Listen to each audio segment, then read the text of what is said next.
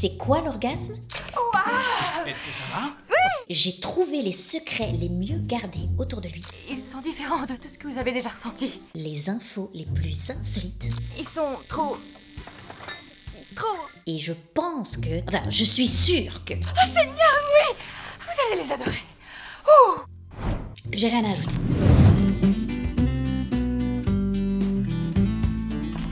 Il est temps de vous parler du sponsor de la vidéo, CyberGhost, le VPN avec ses 38 millions d'utilisateurs convaincus dans le monde. Je vous laisse juger, regardez-moi cette note sur Trustpilot. CyberGhost va te permettre de sécuriser ta connexion internet et donc de protéger ta vie privée. On ne le présente plus, c'est le fameux tunnel sécurisé. CyberGhost comprend même des fonctions de sécurité qui vont venir bloquer les sites malveillants, le suivi et la publicité. Il masque ton adresse IP donc tu ne peux pas te faire pirater. Et c'est pas tout. CyberGhost va te débloquer du contenu géolocalisé, plus de 40 plateformes de streaming non disponibles en France, et tu vas pouvoir y avoir accès en illimité partout dans le monde. CyberGhost ne conserve pas tes données, donc personne ne sera au courant de ton activité en ligne, tu es réellement anonyme. Et en plus, CyberGhost est dispo sur tout.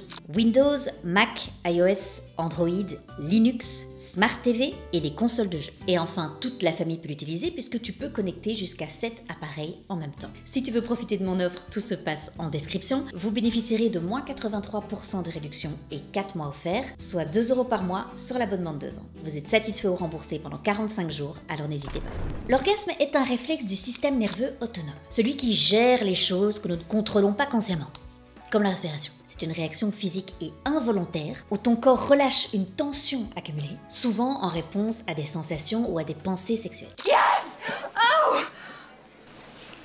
Mais l'orgasme n'est pas une fonction génitale. Les organes génitaux peuvent être impliqués, mais ils se passent dans notre cerveau. Les organes génitaux ne sont pas toujours impliqués. Non, c'est pas toujours le cas. En réalité, ça n'a pas vraiment d'importance quelle partie du corps va stimuler le cerveau pour déclencher l'orgasme. Chez certaines personnes, ça peut être leur doigt de pied, Wow. leur lobe d'oreille. Les scientifiques ont même découvert que chez une femme, c'était en lui caressant le sourcil. L'un des cas les plus improbables pour vous illustrer ce point, c'est peut-être quand même la femme qui avait des orgasmes quand elle se brossait les dents. Une femme de 41 ans, oui, voilà, à chaque fois qu'elle se brossait les dents, ça lui induisait un orgasme. Alors, des médecins, évidemment, se sont penchés sur le cas, qu'est-ce qui se passe? Et ils ont découvert, ce n'est pas une blague, qu'il fallait absolument du dentifrice sur la brosse à dents, sinon ça ne marchait pas. Non, bah non, va me chercher le Colgate. Mais qu'est-ce que ça change? Parce qu'il me faut une sensation de blanchiment, combinée avec un contrôle du tartre, sinon j'y arriverai pas. Écoutez-moi, les médecins ont tout essayé. Stimuler les dents et les gencives avec des baguettes, avec les doigts. Il n'y a que la combinaison du brossage avec le dentifrice qui provoquait l'orgasme. Et alors pourquoi il n'y a que cette combinaison qui fonctionnait? C'est un mystère. Coup dur, évidemment, pour les dentistes du monde entier. Ah, ils attendaient le verdict, ils étaient comme ça. Je vous arrête quand même, parce que bon, oui, là tout de suite, il y a beaucoup d'entre vous qui envient la vie de cette meuf. Non mais ne mentez pas, ne mentez pas. En réalité, le brossage de dents chez cette femme déclenchait un orgasme ictal, donc un orgasme provoqué par une activité cérébrale anormale associée à une crise d'épilepsie. L'IRM cérébral a montré qu'il y avait un dysfonctionnement dans son cerveau. Elle perdait connaissance aussi pendant 2 minutes après l'orgasme. Donc bon, faut commencer à capitonner toute la zone autour de l'évier, enfin, c'est quand même un budget. Et sachez aussi que la principale intéressée, elle en a pas abusé de son brossage de dents premium. Non, non, non, elle pensait être possédée par des démons. Démons? Un démon, madame, c'est ça. Mais je ne veux pas savoir s'il y a une similarité au niveau des cris. C'est quand même pas la même ambiance. D'ailleurs, vu que l'orgasme est un réflexe, les scientifiques se sont interrogés en se disant, est-ce que même mort, on pourrait avoir des orgasmes? Sachez que certains scientifiques disent que, même mort, si le nerf sacré est toujours oxygéné, on pourrait avoir un réflexe orgasmique. Serait-ce la vraie définition du rest in peace? Écoutez, vous m'emmerdez avec vos questions, mais par contre, vous imaginez bien que personne n'a jamais eu les autorisations pour mener ce type de recherche. Il existe une expression qui vient de la littérature française et qui surnomme l'orgasme la petite mort. Eh bien, il s'avère que certaines personnes meurent, mais premier degré. Après un orgasme, ça s'appelle l'épectase. Je vous en prie, calmez-vous, ces cas existent, mais ils sont très rares. Selon la Fédération française de cardiologie, 0,016% des décès par arrêt cardiaque seraient liés à un rapport sexuel pour les femmes, contre 0,19% pour les hommes. Alors, vous le savez, l'orgasme, il survient après une période d'excitation, et donc ça se passe dans le cerveau. Mais, est-ce que c'est la même chose dans le cerveau des hommes que dans le cerveau des femmes? Déjà, Je ne vous apprends rien, mais les études montrent que les hommes atteignent plus facilement l'orgasme que les femmes. Il y a plusieurs larges études qui ont été menées aux États-Unis, notamment réalisées sur plus de 8 ans et avec plus de 24 000 participants de 18 à 100 ans. Dans toutes les tranches d'âge, les hommes ont des taux d'orgasme plus élevés. Taux d'orgasme chez les hommes après un rapport de 70 à 85%, peu importe le type de relation, homosexuelle ou hétérosexuelle. Taux d'orgasme chez les femmes lors de rapports hétérosexuels de 46 à 58%. Les femmes qui ont des relations homosexuelles rapportent des taux d'orgasme plus élevés. On voit bien qu'il y a une différence entre les hommes et les femmes, c'est ce qu'on appelle le fossé orgasmique. L'IFOP a réalisé une étude en 2015 sur 8000 femmes européennes. 49% des Françaises ont déclaré éprouver régulièrement des difficultés à atteindre l'orgasme.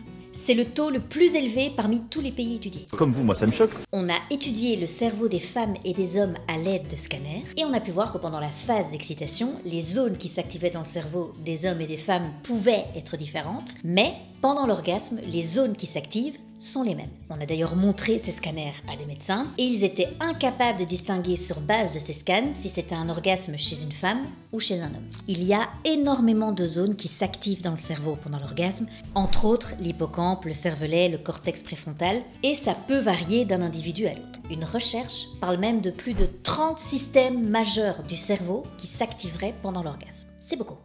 Et pourtant, c'est pas l'activité qui sollicite le plus grand nombre de zones cérébrales en même temps. Parmi toutes les activités humaines, la number one, c'est jouer un instrument de musique. C'est le workout le plus complet pour ton cerveau. Ah, mais attends. C'est bon, je suis opérationnel. Moi aussi. Autre point commun entre l'orgasme féminin et masculin, c'est la libération d'hormones dans ton cerveau. Et c'est quelque chose, c'est le sommet. Le G7, il relâche tout ce qu'il a en stock, le gars. Ocytocine favorise l'attachement, dopamine provoque le plaisir, prolactine favorise la relaxation, endorphine réduit la douleur et favorise l'euphorie, sérotonine régule l'humeur, noradrénaline augmente l'énergie, et vasopressine favorise la fidélité. 2 émotions face à cette info.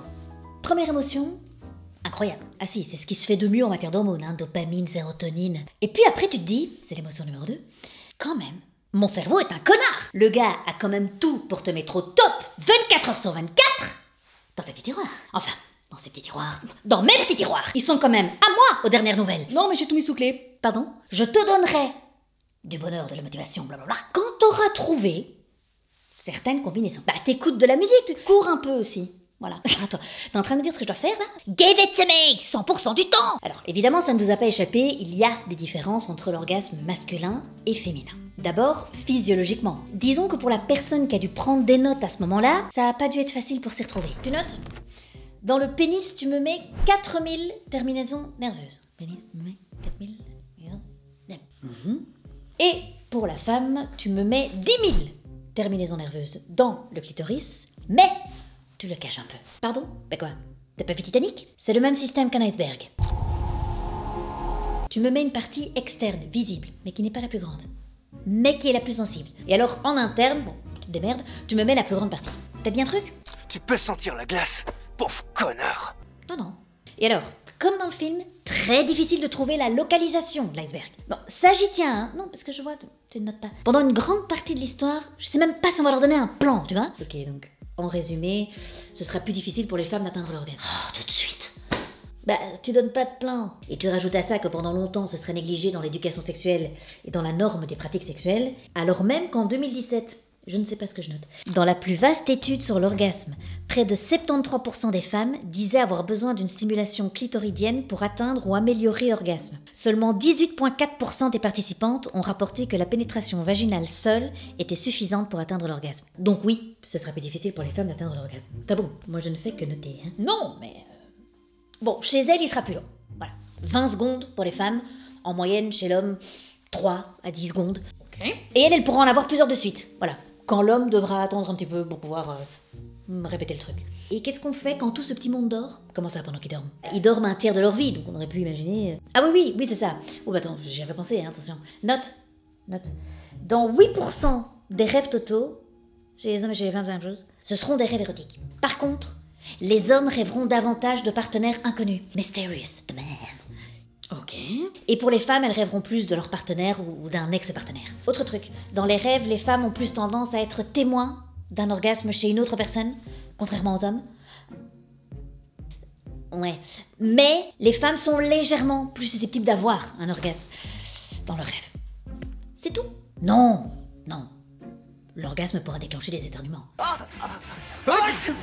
C'est court-circuit dans le système nerveux autonome. Ah, c'est une réponse sexuelle, c'est une réponse nasale. On sait pas. Ah ben c'est... J'ai pas connoté moi.